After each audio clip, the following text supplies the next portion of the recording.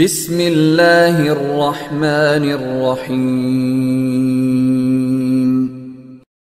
السلام علیکم ورحمۃ اللہ وبرکاتہ۔ ان الحمد للہ نحمده ونستعینه ونستغفره ونستهدیه والصلاة والسلام على سید المرسلین محمد وآلہ وصحبہ اجمعین، اما بعد۔ حاضرین و ناظرین، یہ درس قرآن نمبر 312 ہے اور آج سورہ آل عمران کی صرف ایک آیت کی تلاوت و تشریح کی جائے گی۔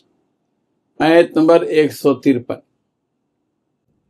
اعوذ باللہ من الشیطان الرجیم، بسم اللہ الرحمن الرحیم۔ اذ تصعدون ولا تلوون على احد والرسول يدعوكم في اخراكم فأثابكم غما بغم لكي لا تحزنوا على ما فاتكم ولا ما أصابكم والله خبير بما تعملون، صدق اللہ العظیم۔ لفظی ترجمہ یوں ہے، اذ تصعدون، جب تم چڑھے چلے جا رہے تھے، ولا تلوون، اور تم مڑ کر نہ دیکھتے تھے، علی احد، کسی کو، والرسول یدعوکم، اور رسول تم کو پکار رہے تھے، فی اخراکم، تمہاری پچھلی جماعت میں کھڑے ہوئے، فاثابکم، پھر اس نے تم کو بدلے میں دیا، غمم بغم، غم پر غم، لکی لا تحزنوا، تاکہ نہ تم غم کھاؤ، علی ما فاتکم، اس پر جو تم سے فوت ہو گیا، ولا ما اصابکم، اور نہ اس تکلیف پر جو تمہیں پہنچی، واللہ خبیر، اور اللہ خوب خبردار ہے، بما تعملون، اس پر جو تم عمل کرتے ہو۔ ترجمہ یوں ہے، اور وہ وقت یاد کرو جب تم منہ اٹھائے چلے جا رہے تھے اور کسی کو مڑ کر نہیں دیکھتے تھے، اور رسول تمہارے پیچھے سے تمہیں پکار رہے تھے، چنانچہ اللہ نے تمہیں رسول کو غم دینے کے بدلے شکست کا غم دیا، تاکہ آئندہ تم زیادہ صدمہ نہ کیا کرو، نہ اس چیز پر جو تمہارے ہاتھ سے جاتی رہی، اور نہ کسی اور مصیبت پر جو تمہیں پہنچ جائے، اور اللہ تمام تمہارے کاموں سے پوری طرح باخبر ہے۔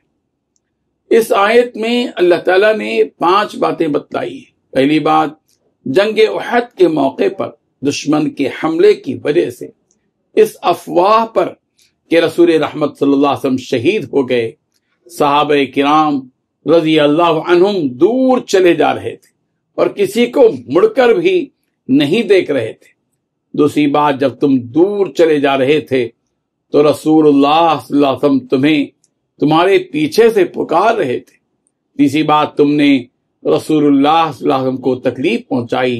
تو اس کے بدلے اللہ نے تم کو تکلیف پہنچائی۔ چوتھی بات، تکلیف پہنچانے کی حکمت یہ تھی کہ تم میں پختگی پیدا ہو اور تم میں صبر کی عادت پیدا ہو جائے۔ پانچویں بات، جو کچھ تم کر رہے ہو اللہ اس سے پوری طرح باخبر ہے۔ بزرگان محترم، جنگ احد میں صحابہ کرام رضی اللہ عنہم سے بعض لغزشیں ہوئی۔ ایک تو یہ کہ جس مورچے پر 50 تیر انداز صحابہ کرام رضی اللہ عنہم کو یہ حکم دے کر بٹھایا گیا تھا کہ کسی بھی صورت میں تمہیں یہاں سے ہٹنا نہیں ہے، مگر ان میں سے بڑی تعداد وہاں سے ہٹ گئی۔ اور دوسری لغزش یہ ہوئی کہ جب دشمن نے حملہ کیا اور یہ افواہ بھی گرم ہو گئی کہ رسول اللہ صلی اللہ علیہ وسلم وفات پا گئے، تو میدان جنگ سے بعض صحابہ کرام رضی اللہ عنہم بھاگ رہے تھے،